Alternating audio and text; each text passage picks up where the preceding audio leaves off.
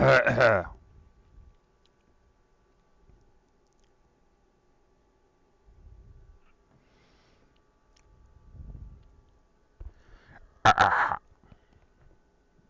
now that anyone who's actually here is thoroughly upset with my noises I've decided to make at you. Let's see. Let's get this up on the iPad so I can see if anyone shows up. Spoilers, no one will. No one shows up for these. They watch the VODs. Because everybody's, I guess, got stuff going on in their lives. Who knew? How cool! I got ads when I tried to load it up on my computer, on my iPad. I'm so glad because I make so much money off of these ads. Honestly, I don't even know if Twitch, like, I don't even know how to make money off Twitch. I'm gonna be real. So here we are.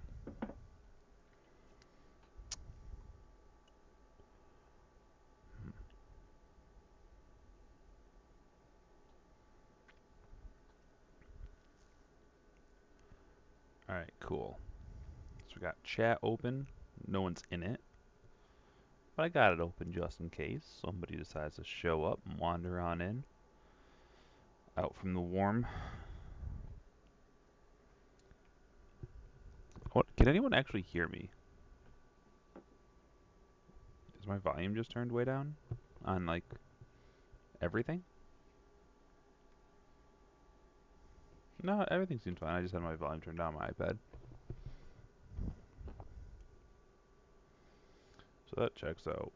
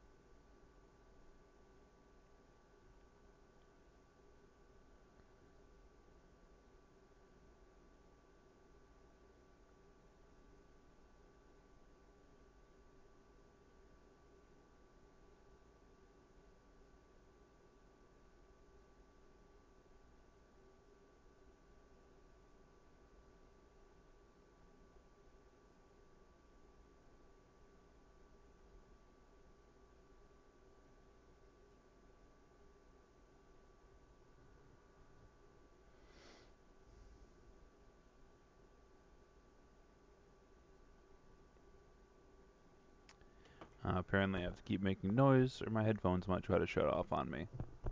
That's neat. Hopefully, they don't decide to do that during the stream, because if I don't notice, then I'm going to be sad. Not a ton that's going to go on in this one. Spoilers. Um, I don't think this is going to be one of those big game-breaking ones, although we haven't really had one of those yet. It seems like everyone's pretty comfortable where we are, but there's nothing wrong with that.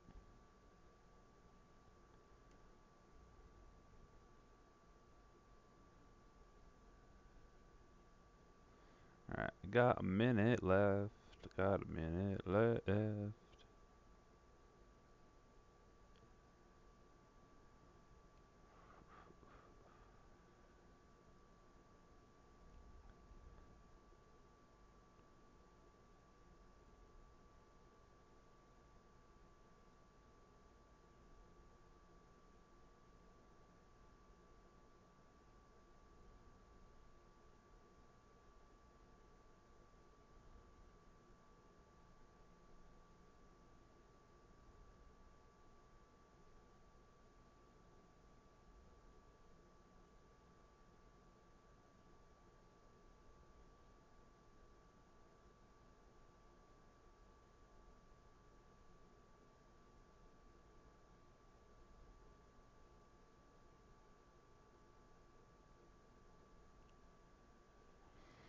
All right, everybody. So let's get going and welcome to week number 4 of our preseason Horsehead Weekly Series, where each week I, your host, Commissioner Mark, will be going over some hot topics being discussed around the league, some rules that we were considering changing, some things we want to maybe keep the same. And yeah, so that's what we're doing every single week here at the Horsehead Weekly. And we have done draft day and physical location. We have done draft versus auction versus hybrid. We've done keepers. We are on to website and draft tech. So yeah, as always, we got to go fast. Just love putting that little Sanic boy running up there. So this is what we've gone over so far. The draft date set in stone at this point. Saturday, August 24th at 8 p.m. EST. The draft location is at Milk's house. Pre-gaming starts at 11 a.m. That is at James's house. James made it very clear that he wanted to start pre-gaming at 11 for the draft, and I look forward to him drafting Jordy Nelson in the first round. Um, and other things that we've decided on, the format, it will be a draft this year, just straight snake draft based on whatever positions people pick, which are those based on the World Cup finishes. And we will have no keepers. So whoever you draft this year, whatever decisions you make this year, they will not impact next year besides your randomly generated odds of getting a particular team or something like that in whatever sporting event we decide to use next year.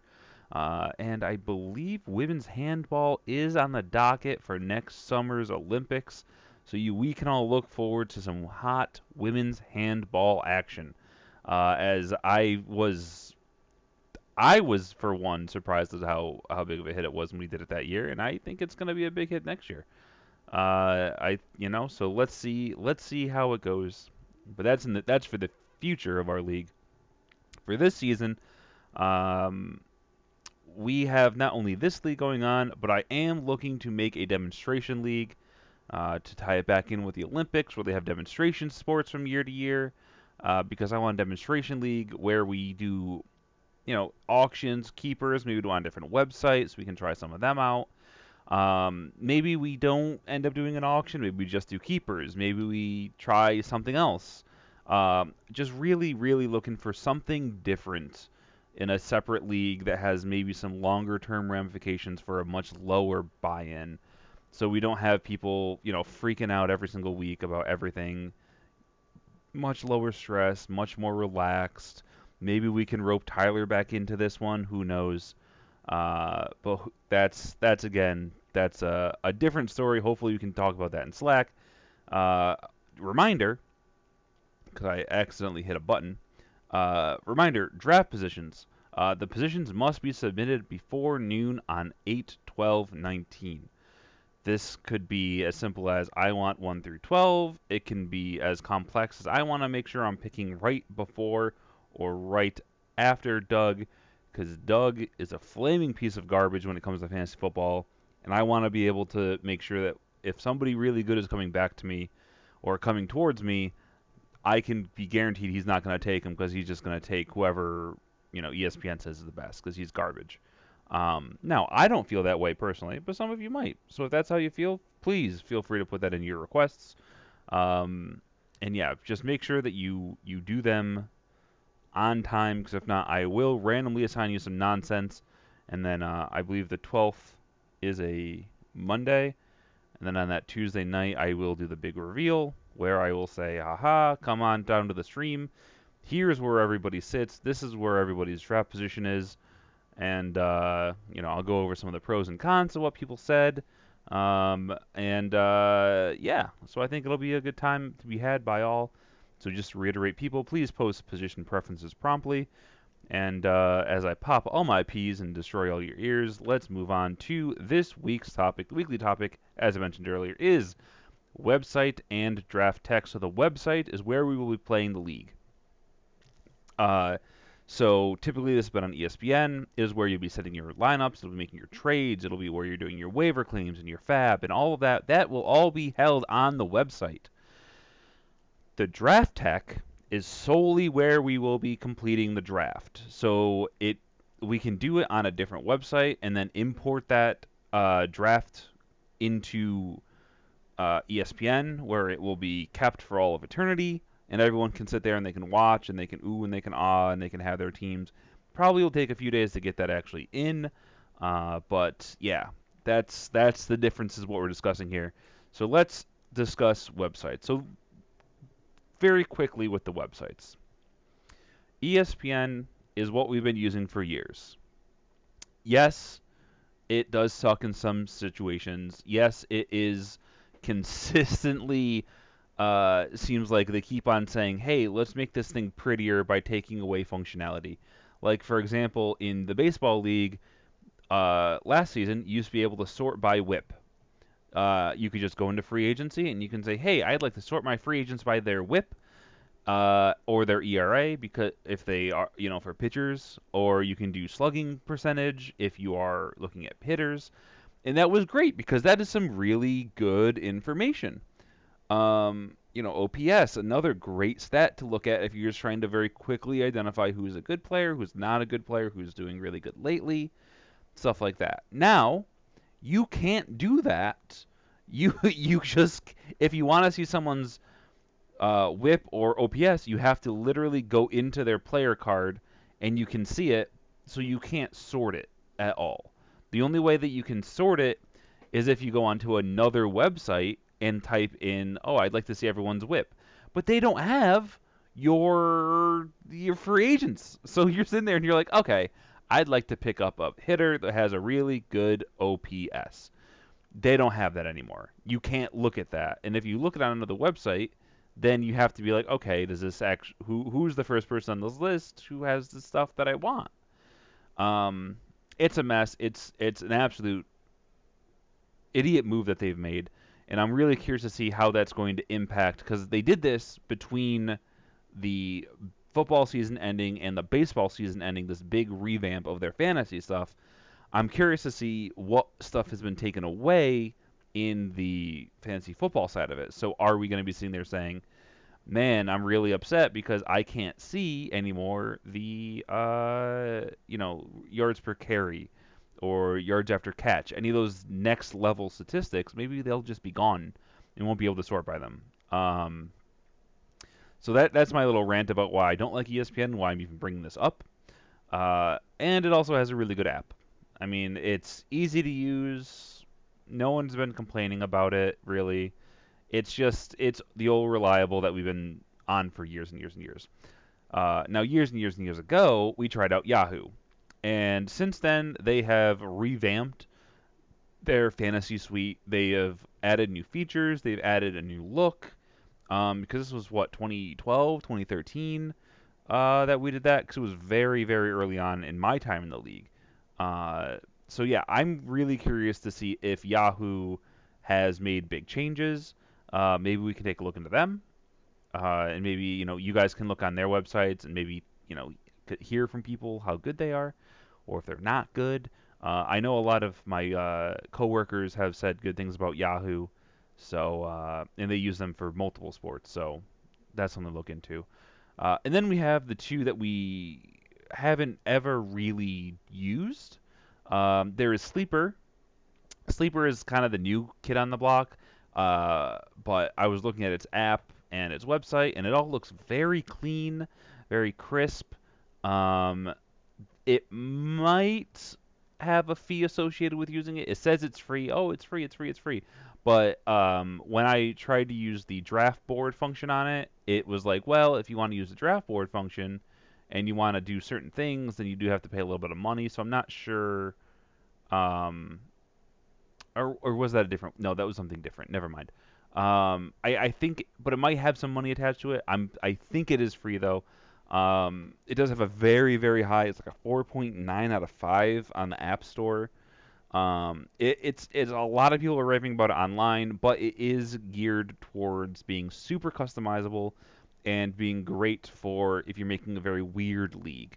So if you want, your tight end to score different points per reception than somebody else, or if you want running backs not to get points per reception, you want them to only get points per first down, but you want your wide receivers to get 1 point per reception and your tight ends to get 2 points per reception, and it's a dynasty league, and you have to set something at a certain time.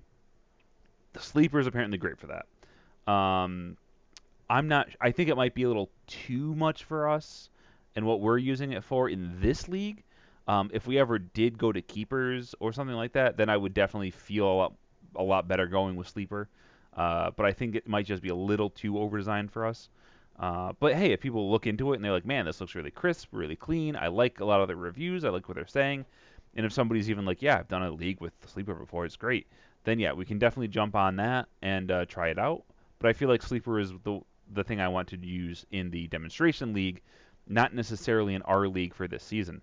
And then finally, there's Fleaflicker. I decided to add it because it's been around forever. I think one of my first ever um, like leagues I ever did that wasn't just on like NFL.com because I didn't know any better because I was like literally like God, this was over 10 years ago. It's like 15 years ago. Fleaflicker was there. I played on it. It was fine. It's sure it's changed a lot, and I've heard a lot of people say, hey, if you're looking at a place to do have your website, Fleaflicker is the way to go. Because again, it has a lot of customizability, has a lot of cool features and stuff like that. So that's just what's going on with that. And so just to break it down a little bit more, ESPN, we know what it is, simple and easy to use. It lacks some customization and sacrifices functionality for form, but this is not directly affecting how it would handle the league. The league would still be able to operate the same. It would not change anything with the league. And we already have our baseball league there, so if we are already playing baseball there, a little easier just to switch back and forth between which team you're looking at later on in the season when we have both going at the same time, versus having to jump back between, okay, I got to go to Yahoo for this, or I got to go to Sleeper for this, and I got to go for this to this. So it's just a little bit easier. Yahoo, as I said, they redid the site and layout since we last played there. Their app has a very high rating and has very good reviews from a lot of my coworkers who all use it. And they all really like it, and they say, it has a lot of really interesting features that ESPN does not have. Like it likes to do a lot of really deep projections and stuff like that. And like ESPN, it has that live updating stuff on the app, so you can just be sitting there watching a game, and you'll be getting live updates as to who's scoring how much in each of the games as they happen. So that's a really good feature to have for us, so we can make sure we're shit talking appropriately. Sleeper, as I said before, tons of customization. It allows you to tweak every single dial and knob in this entire fantasy football world. It is the site that people say if you are going to play with keepers, a dynasty league, anything that's going to persist. If you want to do anything fancy, if you want to get into, I know that this was shut down for our league, but they have points per first down, which I know is something that people are creeping into. They have just every single little tweak that you can be looking for. And apparently the app is absolutely fantastic, and it does look really nice. It looks very clean. Their mascot is very Reddit-esque. It's like a mix of the Reddit robot and Eva from Wall-E. So that's a very interesting aesthetic that they chose.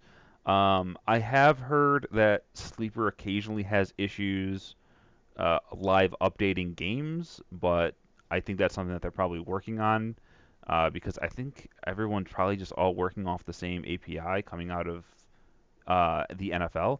At least I would assume that's how people do this. I don't actually know how the stats are distributed, or if every website that has this just literally has a team of people watching every play and marking down how it goes, and then that gets put into the stuff. But I don't know how that works. Um, so that is Sleeper, and then finally Fleaflicker. This one I've heard the most complaints about the stuff like the live uh, stats and stuff like that not being great, and I've also not heard some things about the app not being the best. So I think Fleaflicker is another option if somebody hears something great or they have great experiences personally, but for us, I don't think it's the way to go. So for my 2 cents, I don't think anything is so great that we should jump ship from ESPN this year. If somebody else, if other people feel strongly about it, then fine, we'll make the decision. I personally don't think that we should jump this year. I think what we should be doing is we should be looking at having the demonstration league on Sleeper, or if people really don't like Sleeper for some reason, I guess we can look at Fleaflicker, and have that be where we have our 8-man, 10-man. If we can make it a 12-man, that'd be great.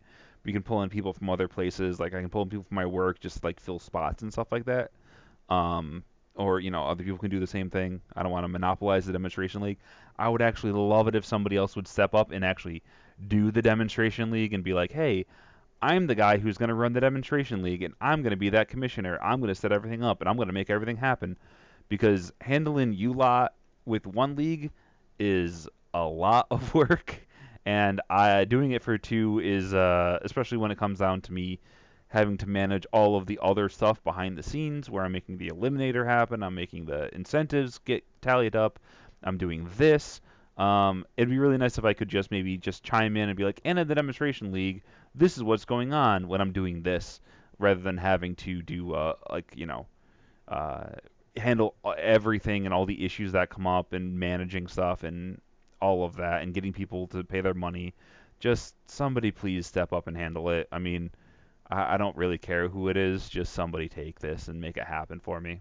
That'd be great. Because I know other people are interested in it. So, please. So that is it for the website. Now let's look at the draft tech. And for draft tech, Clicky Draft actually has a thing where everything was half off. Today and tomorrow it would have been $30, so I just threw $15 at it, so we could have the full premier suite of services for it. And that's what we're going to be using. It's what we used a few years ago when someone got married. I think it was it James's wedding? No, I don't think it was James's wedding. Whoever wedding it was, somebody got married, and everybody came into town. So we had the draft live with a few people out of town. I would love it if we did that with this again this year, because it's the same technology. Everyone knows how to, everyone can very easily log on. I literally just send a link, or I post a link in Slack. You click the link, you log in, you claim a spot, and that's where you are. And then for the people who are actually physically there, I can log into Malcolm's computer or whatever we have. We'll have to discuss that later on. But however, we're setting it up to the TV, and then we can all sit around and look at the TV, and that'll have the draft board on it. And I think that'll be a really good thing to do. The few other places I looked, they were all fine, but everyone just kept being like, "Yo, Clicky Draft's the way to go. It's super easy. It's super fun. You're not going to have any technical issues with it or anything like that. It just kind of works." And you can also, customize lineups and stuff like that. And yeah, so I think that's definitely the way to go. So I'm making an executive decision here. I haven't done this yet this off season, where I've kind of like been like, I am the Senate. You will yield to me. I am doing what I want. But that's what I'm doing here. So we will be using Clicky Draft for the draft tech on draft day. So if you are going to be in town, great. You can use, you can just be there. You can have your iPads and phones and spreadsheets and everything like that open separately, and you can be using them like that. If you are at home, you can be on a computer doing this and stuff like that. And if you are traveling or something like that, so you can't necessarily make everything work, that's fine as well. You can probably, just keep track of what's going on in the draft on Clicky Draft, and then you can just, like on your phone, and then you can just kind of maybe send me texts when it's your turn in order to decide who you want. But hopefully everybody will be able to be at a computer and relaxing and enjoying the draft, if that is possible. If not, then again, Clicky Draft is fine. You can use it on your phone and stuff, so there won't be a problem like that. Um, is there anything else that I want to bring up right now about this? I think that's it for Clicky Draft. If anybody has any better suggestions or anything like that, you can feel free to send me $15 and I'll listen to them. But yeah, I mean, I'm looking at, you know, I'm looking at Clicky Draft right now on my phone. That's why I was vamping. And yeah, I mean, you can hit draft player, and then you can type in like, oh, I want to look up DJ Moore, and it pops up, and it's like, oh, cool. And then the next person's like, I want to take DJ Moore. They type in DJ, and it doesn't pop up, and they're like, oh, poop, I can't take them. And then I also have the ability to just, straight undo picks, so we can back stuff up. And yeah, it's pretty good. And you can have it the whole draft board on your phone. You can scroll back and forth and look at your team and everyone else's team. I think it'll work out fine. If anyone has any issues with it, then yeah, send me $15 and we can talk. So there'll be 2 votes going on this week. They will be, and this is in regards to the website. One is, are we entertaining the idea of moving to another site? I think that, again, this should be a supermajority, 8 votes, 2/3, because we do need to be able to say, hey, yeah, we would definitely love to go somewhere else. Because I don't want to completely, hijack people out of ESPN, even if it is just, 6 people want to do it and 5 people don't, or if it's like 4-3 because a bunch of people don't care. I really want enough people to say that they are willing to move to another site, and then if so, which site. I'm predicting this will probably go at the last 2 weeks where I've just spent half an hour talking for no reason. Because nothing actually changes, but I basically just make a case for this is what I want to do for the demonstration league that somebody else should run because I'm trying to be lazy and get out of it. But yeah, so that is what is going on for this week. So let's discuss what we want now in Slack. I'm sure people have opinions on stuff. Then we'll vote on Friday if we need to vote on Friday. The last 2 times we haven't had to even have a vote because it's been very, very clear early on in the week that this is just not a thing that's happening. And then next week we'll be discussing how we're going to handle the $50 of incentive money. I personally think that it should be an incentive going to the commissioner of the league, but you know what? That's up to you guys. I'm not expecting I'm not expecting that. I'm expecting to have to do some work to make sure somebody else gets money. And then also going over kicker rules just because we are adding them, and we don't. There's no great set like this is kicker rules.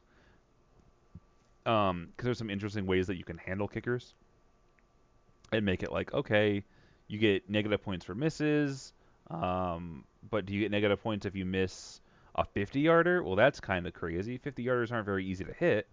But if you miss like a 1-yarder versus a 50-yarder, is it the same amount? So, and how do you want to score them? Is it like 3 points per kick? Do you get a bonus point if the kick's over 40 yards, over 50 yards? Like, because I want to make sure that kickers aren't these things where you can have somebody kick 4 field goals of like 40 yards or more, and then suddenly that's a 20-point week, like in some leagues, and you're just like, oh, cool, I lost my week because a kicker decided to just have a great day. I hate kickers. I want them gone. I might just make that part of the lobbying for next week. Just be like, and we also are having a vote to see if we want to actually have kickers in the league, or we should kick their asses out because I think kickers are just the worst. So if you have strong opinions or anything like that, let me know, and I will include them in the show. Literally, nobody has contacted me ahead of time for anything like this, so I'm glad that I'm using my energy making these words. But yeah, so after that little rant, I think I'm starting to lose it already. We're not even out of the preseason. We haven't even seen a snap of real football. The Hall of Fame game hasn't happened. This is gonna be a season, boys. This is gonna be a season for me. But thank you guys so much for stopping by either here on Twitch or on the YouTube re-upload.